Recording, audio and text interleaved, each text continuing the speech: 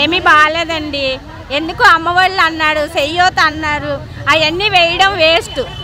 ఇప్పుడు మహిళలు ఉన్నాము, ఆ మహిళ ఏం చేయాలంటే డ్వాక్రా సంఘం ఉంది, సంవత్సరానికి 10,000 వేసేవాడు. అలాగే వేస్తే బాగుంటుంది కండి. ఈ అమ్మఒడి ఎందుకు, ఇవి ఎందుకు? మేము పిల్లల్ని ఇప్పటి వరకు అతను ఇచ్చిన డబ్బులతోటే మేము చదివించామా? ఇంతకు ముందు ఇంకెప్పుడు చదివించుకోలేదా? ఈ అమ్మఒళ్ళు ఇవన్నీ ఎందుకండి? ఈ స్కీమ్లు ఎందుకు? అతను పరిపాలించాలంటే చక్కగా న్యాయమైన పద్ధతిలో పరిపాలించాలి. ఎలా పరిపాలించాలి?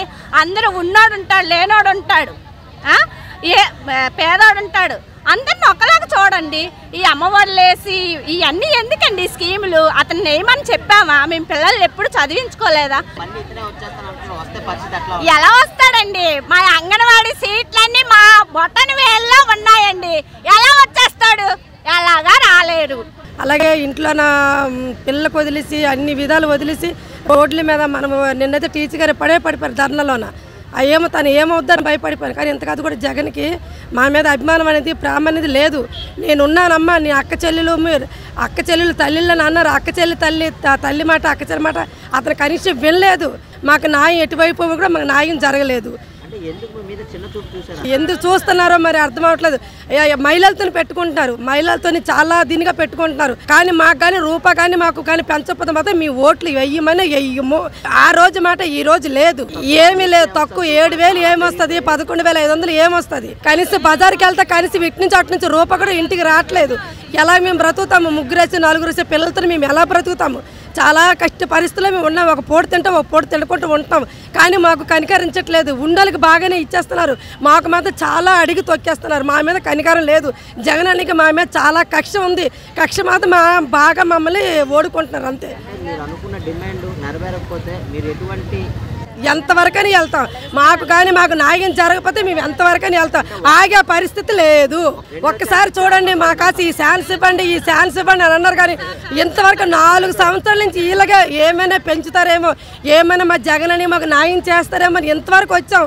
కానీ ఇంతవరకు చూసి మాకు విసిగిపోయి రోడ్లు ఎక్కాం. కానీ కనికరించట్లేదు. ఇప్పుడు కూడా ఇప్పుడు 10వ రోజు అయింది, జగన్ మాకు చూడలేదు. మరి ఎంత చేత చూడలేదో మాకు అర్థం అవ్వట్లేదు. మాకు మాత్రం ఆ ఇచ్చిన జీతము భార్య తింటే పిల్ల చాలదు, పిల్లలతుంటే భార్యతో 3 పూటలు వండుకరికి మాకు సరిపోవట్లేదు. కెట్టి పరిస్థితులు మేము చాలా ఇబ్బందులు పడుతున్నాం.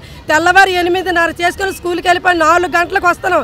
మాకు న్యాయం జరగలేదు. పగలంతా స్కూల్లోనే గడుపుతున్నాం, ఇంట్లోనే మాత్రం సరిగ్గా మేము ఇంట్లో ఉండలేదు. గుడ్డ ముక్కడ వేసుకొని డ్యూటీ చీర కూడా జాడించుకొని ఎండబెట్టి మళ్ళీ వదిలేకని కట్టుకొని తీరుబట్టు కూడా మాకు లేకుండా మాకు చేస్తున్నారు. టైమింగ్స్, ప్రతి టైమింగ్స్, ఆ టైమింగ్స్ పాటిస్తే మాకు దానికి మేము ఏమి అడగలేదు. తను ఇస్తాననేది మేము అడుగుతున్నాం. మేము ఎగస్ట్రా ఏమి అడగలేదు తనకి.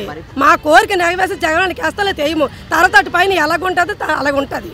సార్ ప్రజల దగ్గర నుండి మంచి రెస్పాన్స్ ఉంది సార్. ప్రజల దగ్గర నుండి కానీ జగన్మోహన్ రెడ్డి గారు అసలు మమ్మల్ని పట్టించుకోవట్లేదు సార్. అన్నిటికీ మీకు అన్ని ఇస్తున్నాము, అవి ఇస్తున్నాం అంటున్నారు. మమ్మల్ని అసలు పట్టించుకోవట్లేదు సార్. 7,000 సార్ మా జీతం. ఎలా సార్ 7,000తో ఒక్కరోజు ఆయన 7,000తో బతికి చూపించమనండి సార్. మేము నెలంతా బతుకుతున్నాం కదా, ఒక్క రోజు బతికి ఆయన చూపించమనండి. నచ్చినట్టుగా ఉంటున్నారు, నచ్చినట్టుగా చేస్తున్నారు. ఆయన కావాల్సిన వాళ్ళకి కావాల్సినట్టుగా అన్నీ ఇస్తున్నారు. మమ్మల్ని పట్టించుకునే నాదుడు లేడు. ఇక్కడ ఇంతమంది ఏజ్ అయిపోయిన మా వరకు ఎందుకు సార్, ఏజ్ అయిపోయిన వాళ్ళు ఉన్నారు. ఇప్పుడు రేపో మాపో రిటైర్మెంట్ అయిపోయిన వాళ్ళని ఎవరు సార్ చూస్తారు? ఇన్ని సంవత్సరాలు ఈ అంగన్వాడీ కింద మేము చేయలేదా? ఇన్ని సంవత్సరాలు అది చేయలేదా? వాళ్ళని ఎవరు సార్ పట్టించుకుంటారు? ఎవరు సార్ ఈ రోజుల్లో తల్లిదండ్రులను పట్టించుకున్న పిల్లలు ఉన్నారు? ఎక్కడైనా ఉన్నారా? ఏమైనా వస్తుందా చూస్తామా అనేవాళ్ళే తప్ప ఏముంది సార్. మా సార్ వచ్చారు కదా, మంచిగా పెంచుకొని వెళ్ళిపోతున్నారు. మా జీతాలు రోజు తగ్గించుకొని పోతున్నారు. మేము ఇంకా నిన్న భిక్షాటన అయింది, ఇంకా రోజు చేసుకోవాలి. ఉదయం ఏమో అంగన్వాడికి పోతాము, సాయంత్రం ఏమో అడుగుతుండడానికి పోతాం, సరిపోద్ది.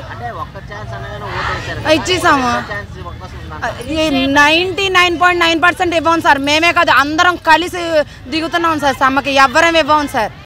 నా పేరు దేవి అండి.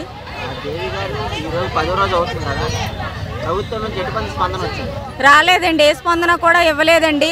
ఈ ఉద్యమం ఇంకా కూడా మేము గట్టిగా చేయాలని అనుకుంటున్నాము. అతను కానీ దిగి రాకపోతే మేమేం చేయాలో అదే చేస్తామండి. మేము తగ్గేదే లేదు, ఏ విషయంలో కూడా తగ్గం. చాలా హామీలు ఇచ్చాడండి. లేదండి, ఏటి కూడా నెరవేర్చలేదండి. తెలంగాణ కన్నా అదనంగా 1000 రూపాయలు ఇస్తానని చెప్పాడు, మాట ఇచ్చాడు జగనన్న. ఇప్పటి వరకు అమలు చేయలేదండి. లేదండి, లేదు. బట్టన్ మా చేతిలో ఉందండి. అతను మళ్ళీ గద్దెక్కేలేదే లేదు.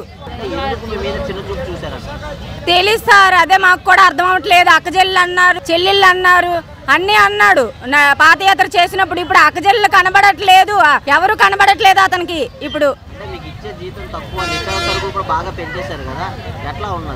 చాలా ఇబ్బంది పడుతున్నాం సార్. అతని ఇచ్చిన జీతం మాకు సరిపోవట్లేదు సార్. పరిస్థితి రానివ్వకుండా మేము చేస్తాం కదా సార్. మాకు ఏదైనా మేము కోరికలు డిమాండ్ అతను అమలు చేస్తే మళ్ళీ వచ్చి అదే గద్దె మీద కూర్చుంటాడు సార్, లేకపోతే కూర్చోడు. 10 రోజులు ఎలాంటి స్పందన రాకే కదా ఇంకా మేము ధర్నా చేస్తున్నాం. గవర్నమెంట్ ఎలాంటిది మాకు స్పందించడం లేదని మేము ఈరోజు ధర్నా చేస్తున్నాం. 5 ఏళ్ళు ప్రభుత్వం అందరికీ బాగుంది. మా ఊరికి వచ్చేసరికి గవర్నమెంట్కి మనసు రావట్లేదు మా గురించి చెయ్యాలి అని. గత హామీలు ఇచ్చారు కదా మేడం, మీకు మిమ్మల్ని చూసుకుంటాం, మీరు అక్క చెల్లి లాంటి వాళ్ళు, మీకు ఎటువంటి అన్యాయం జరగదన్నారు. ఎందుకు మేము చిన్న చూపు చూసారు? మెయిన్గా ప్రభుత్వానికి తెలియాలి, మేము చేస్తున్న కష్టానికి ఫలితం అడుగుతున్నాం. మేము మాకంటూ ఆయన గౌరవిస్తే మేము కూడా ఆయనకి ఇస్తాం కదా.